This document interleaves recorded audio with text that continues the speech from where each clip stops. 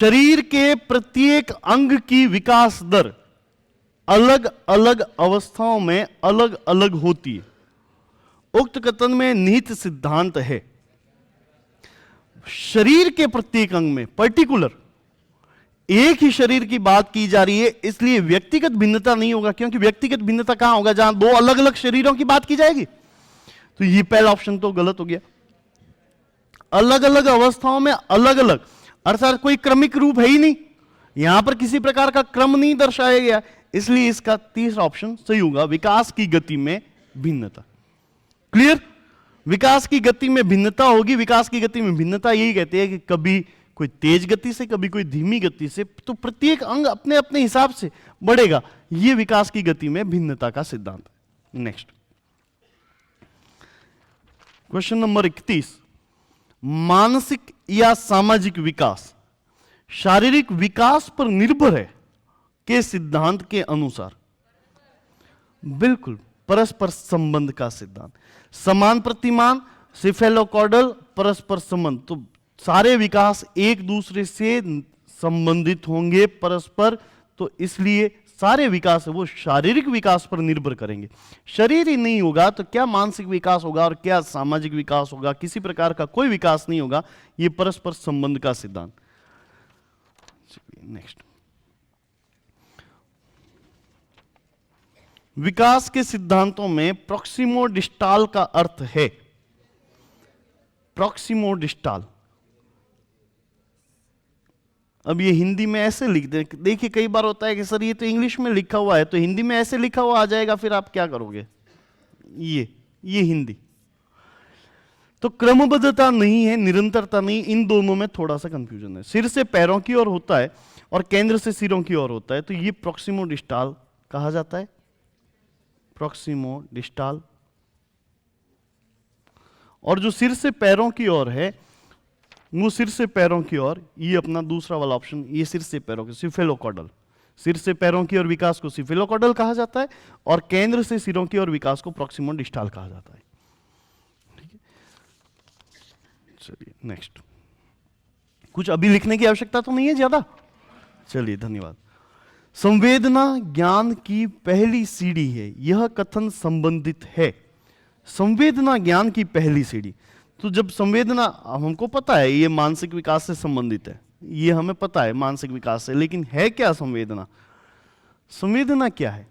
जब संवेदना अर्थात वातावरण की संवेदी सूचनाएं, अभी आप सुन पा रहे हो, मुझे देख पा रहे हो?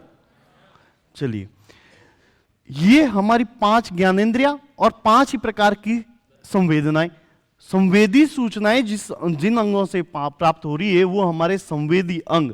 तो संवेदना ज्ञान की पहली सीढ़ी, ये मानसिक विकास की पहली सीढ़ी है। उत्तर तो सही है, लेकिन संवेदना होती क्या है? तो संवेदना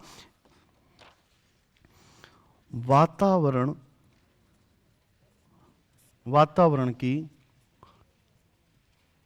भाई साहब देखो आपके लिए आया मैं पढ़ाने, है ना?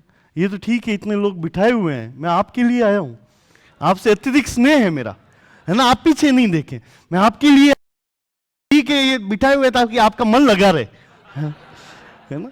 तो आप इधर ध्यान देखें, मैं आपके लिए लिख रहा हूं। वातावरण की संवेदना, जितनी भी सूचनाएं हैं वातावरण की, जो संवेदी सूचनाएं, वो सारी संवेदी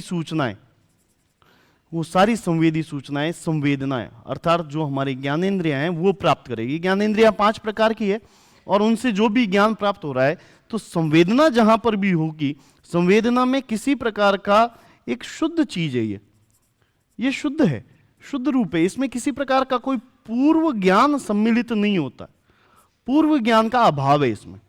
संवेदना होती है तो उससे जुड़ा हुआ, जब हम बात करते हैं, ये इस सवाल में थोड़ा समय लगेगा, जैसे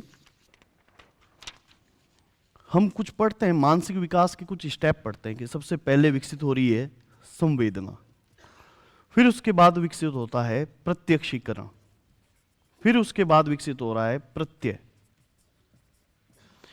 3 चीजें एक दूसरे से जुड़ी हुई। संवेदना ज्ञान की प्रथम सीढ़ी, प्रत्यक्षीकरण ये ज्ञान की दूसरी सीढ़ी कही जाती है। मस्तिष्क की जटिल प्रक्रिया है। संवेदना में पूर्व ज्ञान नहीं है, किसी प्रकार का संवेदना में पूर्व ज्ञान नहीं, प्रत्यक्षीकरण में पूर्व ज्ञान होगा। आप लोगों ने ऐसा कुछ याद है आपको, आपने कुछ मिठाई वगैरह कभी पहली बार खाई हो जीवन में, है ना? कुछ थोड़ा हल्का सा आइडिया है ना?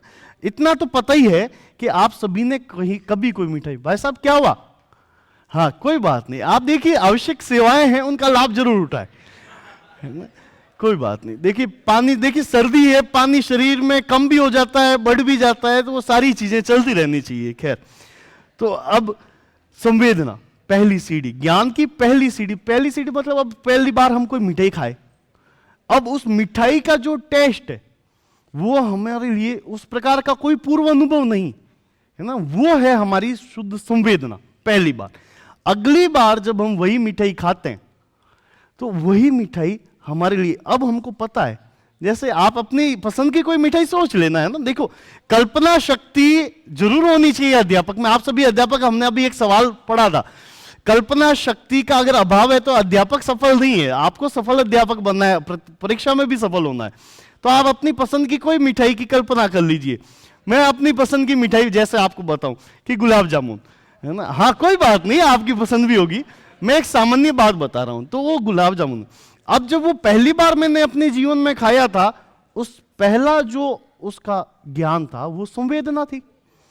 अब अगली बार जब मैं दूसरी बार उसी चीज को खाऊंगा तो वो जो पहले का टेस्ट वो मेरे दिमाग में होगा, वो अब क्या है, उसके साथ में जुड़ा हुआ है। अर्थात जब प्रत्यक्षीकरण होगा तो उसमें दो चीजें साथ में होगी, संवेदना होगी और उसके साथ में एक पूर्व ज्ञान भी होगा। संवेदना और पूर्व ज्ञान दोनों चीजें साथ रहेगी तो वो प्रत्यक्षीकरण होगा। अब अगली बार, कई बार होता है छोटे बच्चों को पिताजी के कुछ ऐसे होते हैं, कुछ लाड़ गेला टाबर, है ना? लाड़ गेला मतलब जो मारवाड़ी नहीं समझते उनके मतलब वो जो बहुत ज्यादा लाडले बच्चे, वो लाडले बच्चों को कई बार पिताजी ले जाते हैं कि चलो भाई आज हम आपको मिठाइयों की दुकान पर घुमा के ले आते हैं। अब वो मिठाई की दुकान पर गया बच्चा, देखिए आपकी अभिव्यक्ति को भी प्राथमिकता दी जाएगी, है ना? आप जरूर अभिव्यक्त करें स्वयं को।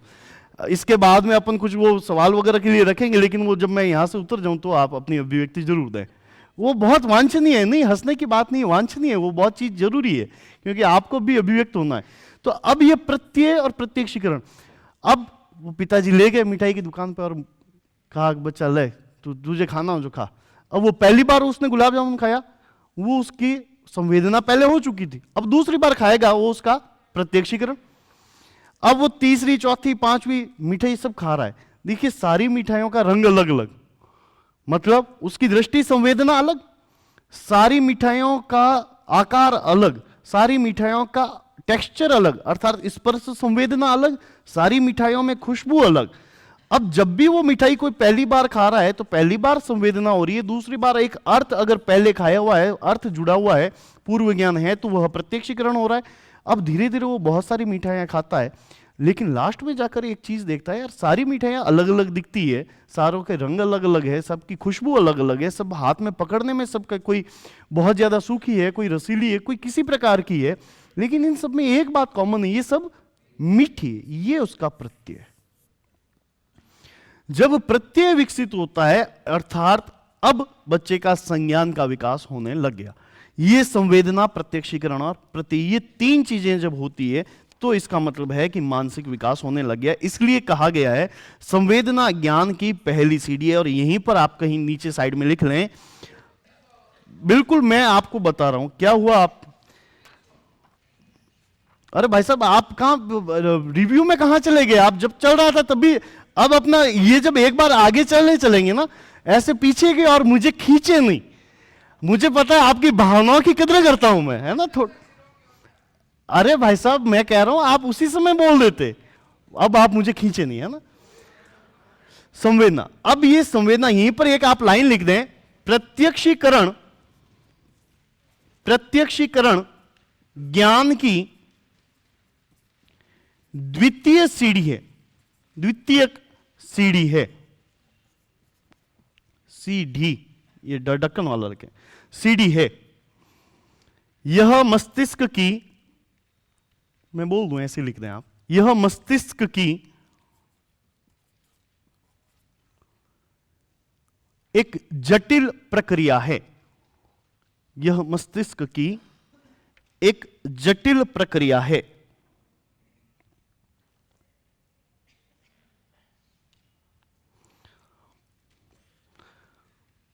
प्रत्यक्षीकरण में संवेदना के साथ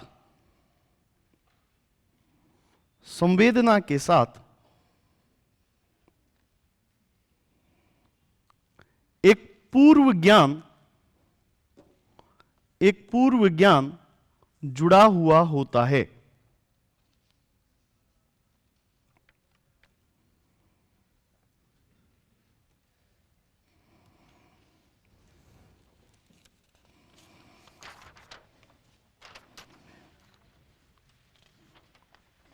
नेक्स्ट, अगला क्वेश्चन, शारीरिक विकास का क्षेत्र है। ये रीट में आए हुए सवालों को आपने बहुत अच्छे से पढ़ा है, इसलिए स्नायु मंडल अर्थात हमारा नाड़ी जो सिस्टम, नर्वस सिस्टम है, मांसपेशियां और अंतःस्रावी ग्रंथियां, एंडोक्राइन ग्लैंड्स, ये सभी है। तो इसका ऑप्शन फोर्थ, शारीरिक विकास इन सब में है, क्योंकि स्नायु मंडल अर्थात जो नर्वस सिस्टम बढ़ रहा है वो भी शारीरिक विकास, मांसपेशियों में वृद्धि हो रही है, नर्वस सिस्टम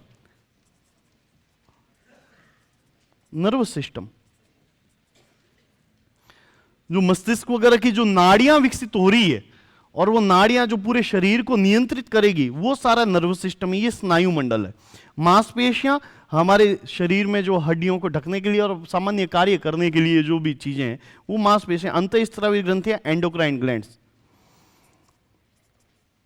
तो इससे हार्मोन स्रावित होते हैं और वो हार्मोन हमारे शरीर और मस्तिष्क के लिए जो भी चीजें हैं, शरीर के लिए ज्यादा इंपॉर्टेंट है। ये हमारे शारीरिक विकास का क्षेत्र है, एंडोक्राइन ग्लैंड्स। तो इसका चौथा ऑप्शन है उक्त सभी।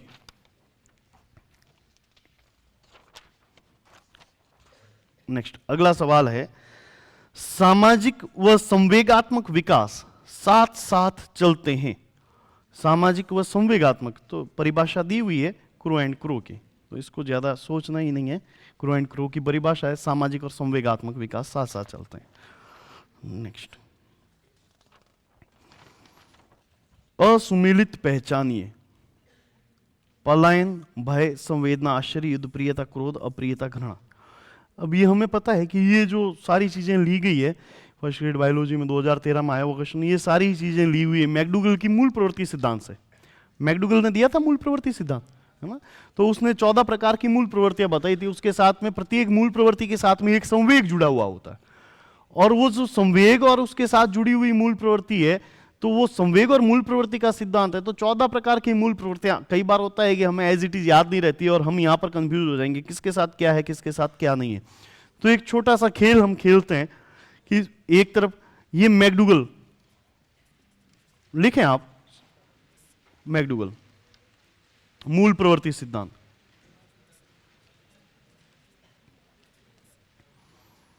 आप लिख लें, फिर मैं उसको बताता हूं उसको याद कैसे रखना है।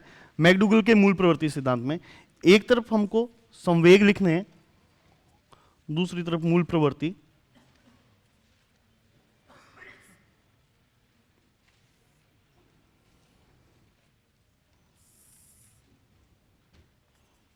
भूख, भोजनान्वेषण, क्रोध, युत्सा। एक बार लिखें आप, मैं इसको याद करवाऊंगा अभी, है ना। क्रोध, युत्सा, भय, पलायन, घृणा, निवृत्ति, कामुकता, यौन वृत्ति, फिर वापस संवेग और ये मूल प्रवृत्ति, अकेलापन, सामूहिकता, आश्चर्य, जिज्ञासा, अधिकार, संग्रह या संचय, आत्माभिमान,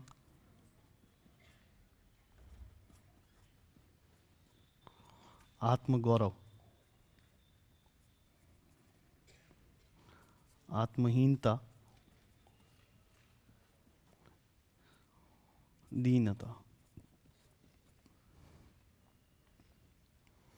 फिर इधर संवेग और मूल प्रवृत्ति, वात्सल्य, पुत्रैषणा, हाँ आत्महीनता और दीनता, दैन्य व्यवहार। देखिए मेरी राइटिंग थोड़ी डिजाइनर है, आप थोड़ा समझने की चेष्टा करें, मैं साथ में बोलता जा रहा हूं। हाँ बिल्कुल, डिजाइनर राइटिंग तो अच्छी होती है। चलिए, करुणा, शरणागति,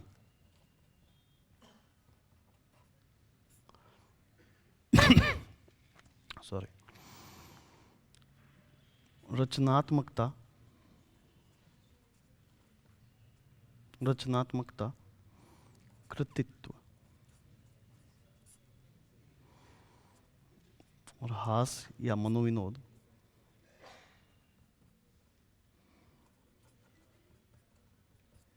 ये आमोद का है। हाँ हाँ भाई साहब बोल रहा हूं, बिल्कुल, मैं तो अभी तो बोल ही नहीं हूं। आवाज कैसे आएगी? हाँ अब तो आ रही है, तो अब मैं बोल रहा हूं इसलिए आ रही है, जब मैं बोलता नहीं हूं तो कैसे आएगी आवाज? अरे भाई साहब, आमोद, ये हास परिहास, ये 1 2 3 4 5 6 7 8 9 10 11 12 13 और ये 14। लिख लिया सभी ने?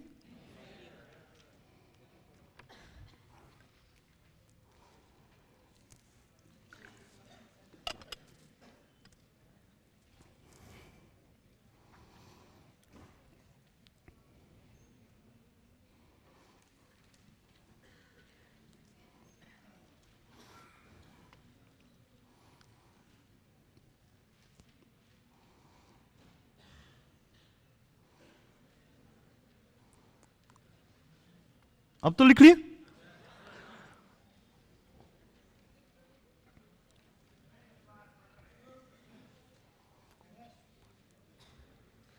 अब इधर देखें, इसको अपने को सिर्फ ये लिखना, ऐसा नहीं है कि लिखना इतना ज्यादा जरूरी है और कोई रजिस्टर वगैरह साथ ले जाएंगे परीक्षा हॉल में, ऐसा तो नहीं है। चलिए देखिए, हम इसको एक कहानी से याद करते हैं। देखो सर्दी का मौसम है ना, सर्दी का मौसम है, कुत्ते को भूख ज्यादा लगती है ना। अब एक देखिए, एक कुत्ता है, उसको भूख लगी है, अब वो क्या करेगा? भोजन की खोज। कुत्ते को भूख लगी है और वो भोजन की खोज कर रहा है। अब कहीं पर रात के बने हुए कोई दाल के बड़े वगैरह फेंक दिए हैं और वो दूसरे कुत्ते भी आ गए सुनते, क्योंकि एक कुत्ते को भूख लगती है, इसका मतलब सबको ज्यादा भूख लगेगी। दूसरे भी आ गए। अब एक कुत्ता पहुंच गया था उस भोजन के पास में, जैसे ही उन दूसरों को देखेगा, वो 4-5 का झुंड आया, उसको क्या आएगा? क्रोध। क्रोध आएगा तो वो युद्ध अर्थात युद्ध प्रिय होगा, वो लड़ने की इच्छा करेगा, भागो यहां से। अब वो चूंकि ज्यादा है संख्या में, इसलिए उस पहले वाले को क्या लगेगा? भय। भय लगते ही वो वहां से पलायन। अब वो जब कुत्ता कोई पलायन कर रहा है तो उसके मन में एक घृणा का भाव आ रहा है, ये साले कुत्ते कहां आ गए, मेरा भोजन ले गए। वो मतलब उसके मन में जाते समय ये भाव आएगा, उसको घृणा हो जाएगी उन कुत्तों से। घृणा होगी मतलब वो उनसे निवृत्ति पाना चाहेगा, या तो ये चले जाए या मैं ही चला जाता हूं। ये घृणा के साथ जुड़ी हुई मूल प्रवृत्ति निवृत्ति। कामुकता और यौनवृत्ति। जब हम पढ़ते हैं डार्विन श्रेष्ठतम की उत्तरजीविता, तो संघर्ष होता है, 2 चीजों के लिए होता है, एक भोजन के लिए और दूसरा साथी के लिए। डार्विन 10वीं तक सबने पढ़ा है। तो ये कामुकता और यौनवृत्ति। अब अकेलापन और आश्चर्य, ये हमारे 5 संवेग और मूल प्रवृत्ति। अपने को संवेग याद रखने, मूल प्रवृत्ति अपने आप याद हो जाएगी। अकेलापन। अकेलापन जब भी लगता है ना, कभी कभी ऐसा घर में बैठे बैठे एकदम यूं जीव फड़फड़ी जन लाग जाओ। वो जैसे ही जीव फड़फड़ाता है तो हम क्या करते हैं, अरे यार तू आओ बात करो 2 मिनट, या वो घर से बाहर निकलता है, कुछ लोगों के साथ में जाएगा। अर्थात अकेलापन का संवेग जब भी उठेगा, आदमी छटपटाएगा, वो कोशिश करेगा समूह में जाने की। अकेलापन के साथ में जुड़ी हुई मूल प्रवृत्ति सामूहिकता। अब हर किसी के साथ में समूह होता नहीं है ना, समूह कुछ विशेष लोगों के साथ में ही होते हैं। अब वो देखता है यार क्या बात है यार, मैं अकेला हूं, उसके पास में सारे इर्द गिर्द उसके मंडरा रहे हैं, क्या चक्कर। तो वो आश्चर्य से देखेगा, आश्चर्य से देखेगा तो उसे जानने की इच्छा होगी कि मैं इसका राज पता करता हूं, क्या राज है, ये जानने की इच्छा हुई। तो आश्चर्य के साथ जुड़ी हुई मूल प्रवृत्ति जिज्ञासा। अब वो कर, उसने देखा अरे यार उसने कुछ चीजों पर अधिकार कर रखा है। अब अधिकार कुछ भी हो सकता है। देखिए जिसके पास ज्यादा माल भरा हुआ है, माल किसी भी एंगल में हो सकता है ना, माल की कोई परिभाषा नहीं, माल ज्यादा है, जेब में बहुत सारे नोट भरे हुए हैं तो भी उसके पास लोग इकट्ठे होंगे। अगर किसी के पास में बहुत सारी किताबें हैं तो हम दोस्त भी ऐसा करते हैं, क्योंकि बेरोजगारी हमने भी, सबने, आप लोग झेल रहे और मैंने भी बहुत झेली। तो जिसके पास किताबें ज्यादा होती थी हम उसके पास जाते थे, भाई थारका ने इतनी पढ़ी है, 2 महीने दे दे। क्या हो रहा है, हम देख रहे हैं उसके पास जा रहे हैं इकट्ठा, क्योंकि इकट्ठे। अब जब भी जाता तब देखता वो अकेला, तो मैं पहुंचा नहीं हूं, और भी 4 फरियादी पहुंचे हुए हैं फरियाद करने। तो उसने क्या कर रखा है, अधिकार कर रखा है, अधिकार करके कुछ चीजों पर संग्रह कर दिया। सिर्फ ये पढ़ने से संबंधित नहीं है, कोई कबाड़ी की दुकान वाला भी है, तो जिसने बहुत सारा कबाड़ इकट्ठा कर रखा है उसके पास भी भीड़ है। बहुत बड़ा, जोधपुर का सबसे बड़ा कबाड़ी, उसके पास भी भीड़ है। तो क्या हो रहा है, उस देख रहा है यार इसने अधिकार कर रखा है, अधिकार से उसने कुछ चीजों का संग्रह कर दिया। अब यदि वो इसे करने में सफल हो जाता है तो उसमें अपने आप में अभिमान आएगा, बस मुझे को तो मैं ही जूं। अब उसके व्यवहार में झलकेगा, आत्मगौरव उसके व्यवहार में झलकेगा, और नहीं कर पाएगा तो वो आत्महीनता का शिकार हो जाएगा। उसका सारा व्यवहार, यार मैं तो एडवी हूं, मन दे दे। क्या हुआ, ये आत्महीनता का भाव आएगा, उसका व्यवहार क्या होगा, दीनता दी कि संवेग और मूल प्रवृत्ति का जो बेसिक फर्क है वो यहीं पर है। संवेग कभी भी दिखाई नहीं देते, मूल प्रवृत्ति दिखाई देती है। भूख लगी है वो दिखाई नहीं देगी, लेकिन जैसे ही घर में आकर फ्रिज खोलेगा, नहीं तो वो रोटी और डब्बो खोली तो दूसरा देखने वाला उन्हें ध्यान पड़ जाएगी, भूख भूखे मरे। क्या हुआ, मतलब भूख दिखाई नहीं दे रही है लेकिन भोजनान्वेषण दिखाई दे रहा है। क्रोध आया, बैठे बैठे कई बार होता है ना, अभी कोई बैठा है इधर उधर आपस में बात करने चाह रहे, कई लोग होते हैं बातें पूरी नहीं हो पाती है, वो बात करने चाह रहे हो, सोचते हैं हम लास्ट में बैठे हैं हमें क्या दिखेंगे सर, लेकिन मुझे भी क्रोध आता है, लेकिन जब तक मैं व्यक्त नहीं करूंगा तब तक आपको पता नहीं चलेगा कि सर को वास्तव में क्रोध आ रहा है। अब क्या हुआ, संवेग कभी भी दिखेगा नहीं, क्रोध दिखेगा नहीं, लेकिन उसका जो व्यवहार है, चेहरे पर वो जो भाव आएंगे वो दिख जाएंगे, तो वो युद्ध की इच्छा, झगड़ने पर उतर होते। भय लगा, अंदर ही अंदर भय लगता है आपको, परीक्षा में फेल हो गए तो। अब ये भय है छोटा सा, है ना, ये छोटा सा भय, ज्यादा बड़ा नहीं है, छोटा सा भय है। क्या होता है कि पलायन कर जाए, छोड़ो रखूं परीक्षा देवे आगो बढ़। क्या हो गया, ये सारे इधर वाले जो ये लाइन आपको दिखाई दे रही है, ये सारी लाइन, ये संवेग हैं, ये सारी मूल प्रवृत्तियां व्यवहार में दिखेगी, ये सारी व्यवहार में दिखती है। अब आत्महीनता का व्यवहार दीनता, वात्सल्य का जैसे ही संवेग उठेगा तो इच्छा होगी पुत्रेषणा, संतान कामना। वात्सल्य का संवेग उठा और इच्छा होगी संतान, मारे टाबर में मैं लाड करूं। एक संवेग मतलब वात्सल्य का, देखो सामान्य सी बात है कि वात्सल्य का संवेग उठेगा। वात्सल्य मतलब ही क्या, माता पिता का अपने बच्चों के प्रति स्नेह, वही तो वात्सल्य कहा जाता है ना, तो वो वात्सल्य। तो इच्छा क्या हुई, पुत्रेषणा, करुणा के साथ में जुड़ी हुई मूल प्रवृत्ति शरणागति। करुणा आई, कोई आया है बेचारा, कोई मांगने कुछ आया है, अब वो जैसे ही उसने अपनी फरमाइश दी हमारे मन में करुणा तो जा गई, अरे यार आया है, लेकिन अभी हम गंभीर है, अभी हमारे चेहरे पर कोई मुद्रा परिवर्तन नहीं हुआ है, लेकिन जैसे ही हम चल ठीक है आवरत हुई, अब क्या हुआ, शरण में करुणा पहले उठती है, वो शरणागति बाद में व्यवहार दिखा। अब जो जीवन के इतने उतार चढ़ाव देख लेता है तो उसमें रचनात्मकता आ ही जाती है। अब वो क्या करेगा, बैठे बैठे खाली समय है, सब कुछ देख लिया, अब वो खाली समय है, बैठे बैठे वो रचनाएं करेगा।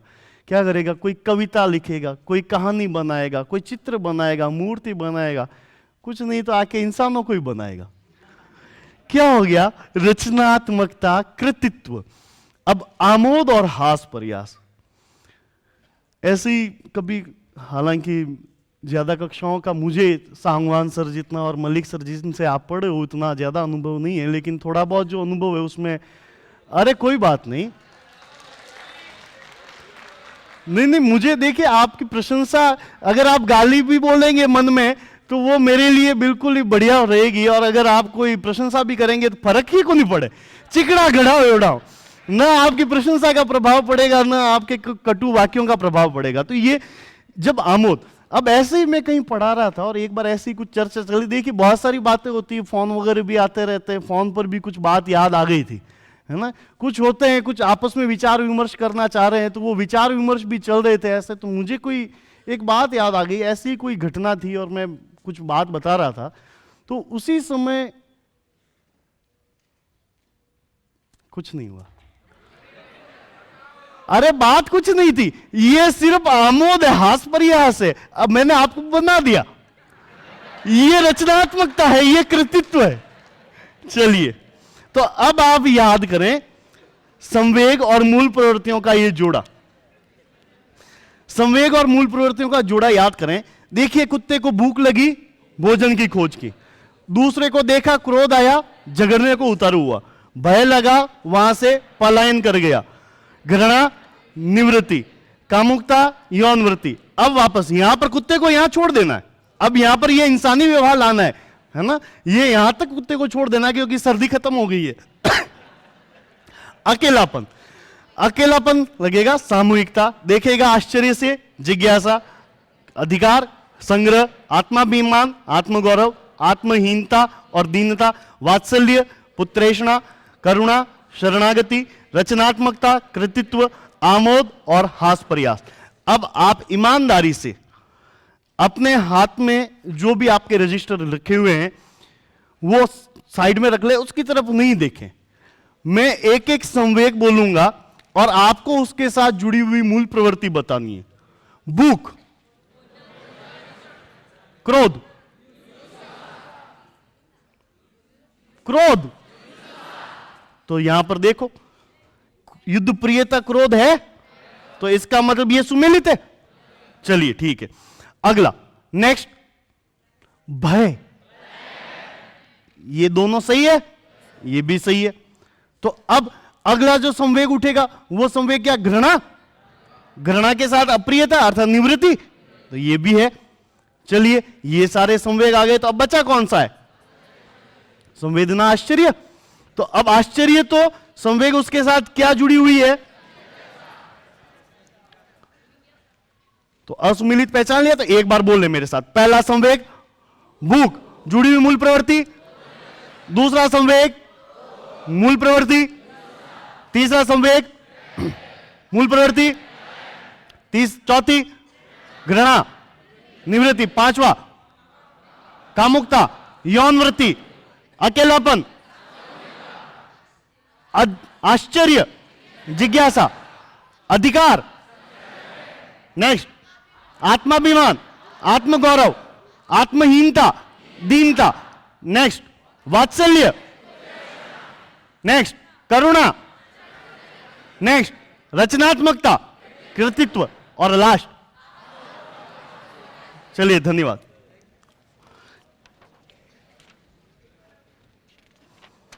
अगला क्वेश्चन, ब्रिजेज के अनुसार उत्तेजना भाग है, ये यहां पर आप क्वेश्चन में थोड़ा सा करेक्शन कर देना, ब्रिजेज के अनुसार, ब्रिजेज के अनुसार कर दिया। अब ब्रिजेज के अनुसार उत्तेजना भाग है, ये हमें पता है, संवेगात्मक विकास, है ना, ये उसका उत्तर भी हमें पता है क्योंकि सेकंड ग्रेड में 2017 में सवाल आया हुआ है, तो इसका उत्तर हमें पता है कि ये संवेगात्मक विकास। अब संवेगात्मक है क्या ब्रिजेज? अब ब्रिजेज वैसे संवेगों के बारे में जो पहली जो हम देखते हैं कि सबसे पहले संवेगों का एक सामान्य प्रारंभिक किताबें हम पढ़ते हैं, तो वॉटसन कहता है कि जन्म के समय 3 प्रारंभिक संवेग होते हैं, भय, क्रोध और प्रेम या स्नेह। वॉटसन कहता है जन्म के समय ये 3 संवेग है। मैकडूगल ने ये 14 संवेग बताए थे, लेकिन वॉटसन बेचारा क्या समझे संवेग क्या होते हैं। संवेगों की समझ महिलाओं में अधिक होती है। देखिए सामान्य बात है, मेरी माँ को ज्यादा समझ है, मेरे पिता मुझे कई बार नहीं समझ पाते, माँ समझ जाती है। बेटी के लिए भी सामान्य बात है, माँओं को अर्थात महिलाओं को संवेग की समझ ज्यादा होती है। ब्रिजेस एक महिला मनोवैज्ञानिक है, इसने आकर कहा वॉटसन तू क्या समझता है, तुझे कुछ पता नहीं है।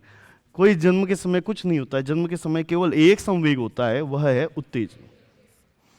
ये उत्तेजना आगे से आगे और ज्यादा विभाजित होती जाती है। पहले एक बढ़िया संवेग, फिर एक नकारात्मक, फिर आगे से आगे और विभाजित होते होते अंत में 2 वर्ष की आयु तक जब बालक पहुंचता है तो 2 वर्ष की आयु तक बच्चे के सारे संवेग विकसित हो जाते हैं। जितने भी संवेग जो अब हम में दिखाई दे रहे हैं वो सारे संवेग विकसित हो जाते हैं इस 2 वर्ष की अवस्था तक। तो 2 वर्ष की अवस्था वो है, संवेग विकसित हो गए, सारे संवेग आ गए ब्रिजेस के अनुसार। ब्रिजेस के अनुसार सारे संवेग, बाद के वर्षों में केवल उनके संवेगों के प्रदर्शन में और उसकी तीव्रता में फर्क आता है। बहुत ज्यादा कोई संवेग है या बहुत कम संवेग है, ये इसका पता सिर्फ बाद के वर्षों में चलता है। संवेग विकसित हो जाते हैं 2 वर्ष की अवस्था तक, ये ब्रिजेस का सिद्धांत है। तो अब इसका उत्तर है संवेगात्मक विकास सिद्धांत, तो ये हमको पता रहना चाहिए। करेक्शन कर दिया आपने, ब्रिजेस के अनुसार विकास है ना, ये संवेगात्मक विकास का सिद्धांत। नेक्स्ट